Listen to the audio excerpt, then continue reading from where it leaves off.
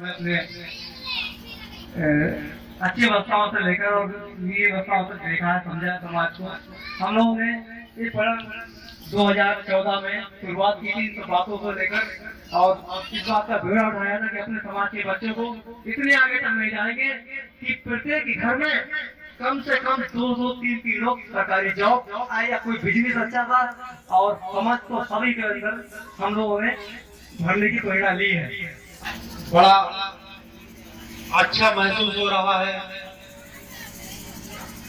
आज इस पावन पर्व पर हम सभी लोग यहाँ एकत्रित हुए हैं। सभी साथियों को मेरा प्यार भरा नमस्कार। जय भीम, नमो बुद्धाय। जैसा कि हम सभी लोग जानते हैं आज संत शिरोमणि रविदास जी हम सबके गुरु और महागुरु जी की जयंती पर यहाँ हम सभी लोग एकत्रित हुए हैं। सन 1377 ईस्वी में हमारे महागुरु जी का जन्म इस पृथ्वी पर हुआ था। अब समझने की बात है, आज से लगभग 900 वर्ष पूर्व जब किसी शख्स ने इस पृथ्वी पर जन्म लिया होगा तो हमारी आपकी दिशा और दशा क्या रही होगी। उसके बावजूद भी हमारे परम पूज्य गुरु जी ने हम सबको अपनी कलम के माध्यम से इतनी जानकारियां दी, इतना जागरूक किया, हमारे समाज को इतना जागरूक किया कि दुनिया में सभी लोग इनको मानने पर मजबूर हो गए। किसी भी व्यक्ति को बड़ा कौन बनाता है, उनके विचार ही किसी भी मनुष्य को बड़ा बनाते हैं। आपको जानकर हैरानी होगी कि हमारे परम पूज्य गुरु जी कभी स्कूल नहीं गए और उसके बाद भी उन्होंने इतनी अच्छी चौपाइयां दोहे लिख दिए जो कि सब आप जानते ही होंगे। मन चंगा तो कटौती में गंगा, ऐसे विचार हमारे परम पूज्य गुरु जी के थे और आप सबके सहयोग से आज जो यहाँ वो सब मनाया जा रहा है, बड़ा खुशी है और हृदय से मैं आप सभी का धन्यवाद देता हूँ और खासकर हीरालाल जी को, क्योंकि इन्होंने इस प्रोग्राम का आयोजन किया। बहुत बहुत धन्यवाद। और एक बार चाहेंगे हीरालाल जी को आप लोग जबरदस्त तालियों से आप लोग स्वागत करें और बहुत बहुत स्वागत है। और मैं अपने आप को गौरवान्वित महसूस करता हूँ यहाँ पहुँचने के बाद कि मुझे भी सौभाग्य प्राप्त हुआ हीरालाल जी के माध्यम से यहाँ पहुँचने का।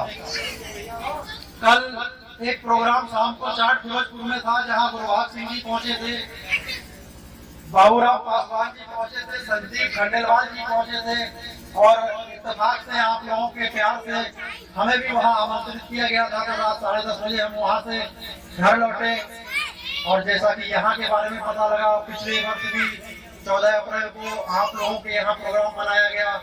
बहुत खुशी की बात है, बहुत अच्छी बात है कि आप सब लोग मिल करके हमारे अपने परम पूज्य गुरु जी का जन्मदिन इतने हर्षोल्लास के साथ मनाते हैं और हम चाहते हैं कि हम सब मिल करके इसको और भी बड़े पर्व के रूप में मनाएं। जगह जगह ये जन्मदिन मनाया जाए ताकि हमारी आने वाली पीढ़ी को पता लगे कि 900 वर्ष पूर्व एक व्यक्ति ने हम सबको जागरूक किया था, तो आज हमारी पीढ़ी पीछे क्यों है। इसी को देखते हुए हमारे गौतम सेवा समिति के उपाध्यक्ष जी मिस्टर हीरालाल जी ने अपने गांव पिपरिया दुलई में बच्चों को पढ़ाने के लिए निःशुल्क कोचिंग सेंटर की एक एप्लीकेशन भी दी है गौतम सेवा समिति को। उस निःशुल्क कोचिंग सेंटर में बच्चों के पढ़ाने की कोई फीस नहीं जाएगी, लेकिन हाँ बच्चों को पढ़ाने के लिए एक छोटी सी सुविधा आपको करनी पड़ेगी कि आपको बुद्धम सेवा समिति का सदस्य बनना पड़ेगा। अगर कोई व्यक्ति कामयाब होता है तो कामयाबी के पीछे उसकी पढ़ाई और लिखाई और ज्ञान होता है, मानते हैं या नहीं? तो दुनिया में कोई आपसे चुरा नहीं सकता। आपके पास लाख, 10 लाख, 50 लाख, 1 करोड़, 10 करोड़, 100 करोड़ रुपया हो, सोना हो, चांदी हो, हीरे हो, जवाहरात हो, खेती हो, खेती आपसे कोई छीन सकता है, आपकी खेती पे कोई कब्जा कर सकता है, धन आपका कोई चुरा सकता है, लेकिन ज्ञान एक ऐसी संपत्ति है जिसे ना तो कोई चुरा सकता है, ना ही कोई उस पर कब्जा कर सकता है। मैं यही चाहूंगा कि आप सब लोग हीरालाल जी का सहयोग करें और सहयोग करने के बाद अपने बच्चों को पढ़ाई की तरफ ले जाएं। और हम चाहते हैं कि पिपरिया दुलई से सर्व समाज के लोग, जो लोग पिछड़े वर्ग में आते हैं, जिन लोगों के परिवार में सरकारी नौकरियां नहीं है, उनके बच्चे आगे चल के सरकारी नौकरियों में जाएं। ये बीड़ा हमारे गुरुकुल सेवा समिति ने उठा रखा है कि अगर आपने हमारे गुरुकुल सेवा समिति के निःशुल्क कोचिंग सेंटर की सदस्यता ली है तो आपके बच्चे वहाँ निःशुल्क पढ़ेंगे।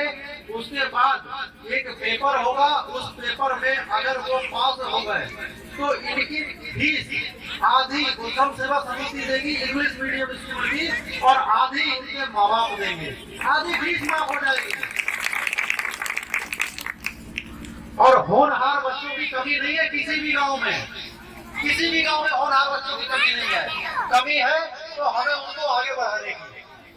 हम लोग क्या करते हैं, हमारे बच्चे अगर हैं तो हम क्या करते हैं कि अगर बच्चा जीने पे चढ़ रहा है और 1 साल का बच्चा है, चलना सीखा और वो जीने पर चढ़ रहा है, तो हम उससे कह देते हैं, ए बेटा जीने पे मत चढ़, गिर जाएगा, चोट लग जाएगी। हमने उसके मनोबल को डाउन कर दिया। बच्चा जब 5-6 साल का, 7-8 साल का होता है, वो साइकिल पकड़ के ऐसे डंडे पे ऐसे रख के चलाता है, हम उसको वो ठीक मारते हैं, साइकिल चला रहा है, गिर जाएगा, चोट लग जाएगी तेरे, इलाज कौन कराएगा तेरा, इससे तो पैसे नहीं है हमारे पास। हमने उसको डरा दिया। थोड़ा और बड़ा हुआ, वो कुछ और करने की कोशिश करता है, हम उसको फिर डरा देते हैं। क्या हम बच्चों को डरा कर सही करते हैं? हमें क्या करना चाहिए अपने बच्चों के साथ? अगर हमारा बच्चा कहीं तरक्की पे जाना चाहता है, सीढ़ियों पे चढ़ना चाहता है, और हम ऐसे गार्जियन, माँ बाप, भाई जो भी हैं, वो अगर उस बच्चे के पीछे खड़े हो जाएं और कहें बेटा तू चढ़ जीने पे, हम तेरे पीछे खड़े हैं, कितना हौसला बढ़ेगा उस बच्चे का। लेकिन हम लोग बच्चे का हौसला दबा देते हैं, उसको बड़ा करने की कोशिश ही नहीं करने देते। बच्चा अगर साइकिल चलाना चाहता है, हम बैठेंगे पीछे, बेटा हम पीछे बैठे, तू साइकिल चला, देखते कैसे साइकिल नहीं चलती। क्या इतना काम हम लोग नहीं कर सकते? बच्चा पढ़ने बैठा है, हम कहते हैं खेत पे जा, काम आया खेत पे जाके। अरे सर, हम लोग अपने पैरों पर कुल्हाड़ी मार रहे हैं बच्चों को शिक्षा ना दिला सके। सोचिएगा सर, आज अगर बैंक में हमारे आपके बहुत सारे भाई जाते हैं और वो कहते हैं कि भैया जरा पेन दे दीजिए, हमारा फॉर्म भर दीजिए, हमें पैसे निकालने हैं, क्या अच्छा लगता है ये? और खासकर मैं जब किसी का फॉर्म भरता हूँ तो मुझे बहुत बुरा लगता है कि बताइए हमारा समाज इतना पीछे है कि आज बैंक से पैसे निकालने के लिए फॉर्म दूसरों से भरवाना पड़ रहा है, मदद दूसरों से लेनी पड़ रही है। मुझे सब पता लग जाता है मेरे खाते में कितने पैसे निकाल रहे हैं आप। क्या ये बात किसी को बताने की जरूरत है क्या? मेरे पैसे मेरे खाते में तो मैं अपने आप निकालूंगा ना। इसके लिए हमें अपने बच्चों की पढ़ाई पे, अगर हमें अपना भविष्य सुरक्षित करना है तो हमें अपने बच्चों की पढ़ाई पे बहुत ध्यान देना होगा, बहुत ध्यान देना होगा। क्या आप लोग अपने बच्चों की पढ़ाई पे ध्यान देना चाहते हैं सर? एक बार हाथ ऊपर करके बताइएगा। तो एक बार तालियां बजाइए जबरदस्त अपने बच्चों के लिए। हम गारंटी लेते हैं आपके बच्चों की, अगर आपके बच्चे निःशुल्क कोचिंग सेंटर में पढ़ते हैं तो गारंटी है कि पिपरिया दुलई से कम से कम 30 सरकारी नौकरी आने वाले 10 सालों में होगी, गारंटी है इस बात की। लेकिन बच्चे को उस लायक बनाइए। तो हर बच्चे में पोटेंशियल है, हर बच्चे में काबिलियत है, लेकिन उसकी जरूरत है उसकी काबिलियत को निखारने की। हम आप उसकी काबिलियत दबा देते हैं, बिहार के नहीं है। हमारा भविष्य हमारे बच्चे हैं। अब जो हमारे साथ गुजरनी थी गुजर चुकी, हमें जो जैसी काटनी थी काट चुके हम लोग, लेकिन अब हमें ध्यान देना है अपने बच्चों पर। क्या करते हैं, लड़कियों को पढ़ाने की बात आती है तो कहते हैं कि क्या करेंगे पढ़ लिख करके, इन्हें फूकना तो चूल्हा ही है, बनानी तो रोटी है। अरे साहब, ऐसी हर लड़की सोचती तो कल्पना चावला आज इतिहास में नाम नहीं लिखाए होते। कल्पना चावला चांद पे नहीं पहुंची होती अगर उस लड़की ने ये सोचा होता। आज आपके करीब तहसील में एसडीएम शिखा शुक्ला जी हैं और उनकी शादी हुई है। अब सोचिएगा उनकी शादी किससे होगी। एक बार अगर पढ़ाई का धारा आपके हाथ में आ गया, एक बार और एक बार अगर कामयाबी की सीढ़ी चढ़ना शुरू कर दी, जिस घर से अगर एक व्यक्ति नौकर बन जाता है वो अपने पूरे परिवार को संभाल ले जाता है। 10 एकड़ जमीन वाला एक तरफ और सरकारी नौकरी वाला एक तरफ। और उसके बाद भी अफसोस की बात यह है कि हम आप पढ़ाई पर ध्यान नहीं देते। हम बहुत सारे महापुरुषों की बात सुनते हैं, बाबा साहब की बात सुनते हैं, बहुत सारे अच्छे लोगों की बात सुनते हैं और हमें पता भी है कि वो सरकारी नौकर है, उसके घर पर पैसे की कमी नहीं होगी, उसके बच्चे इंग्लिश मीडियम स्कूल में पढ़ रहे होंगे और उसकी आने वाली पीढ़ी भी बहुत अच्छी होगी।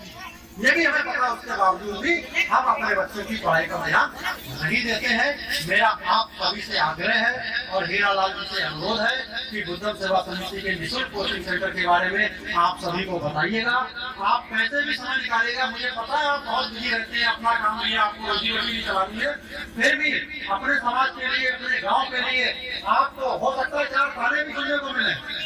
ये भी है क्योंकि जिसने कहते हैं ना कि जो व्यक्ति की रक्षा करने की कोशिश करता है लोग उसी की टांग पकड़ के खींचते हैं। कोई बात नहीं, डरना नहीं था, हम आपके साथ हैं।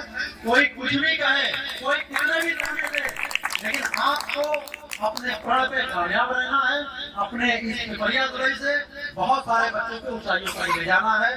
जय हिंद, धन्यवाद, नमस्कार।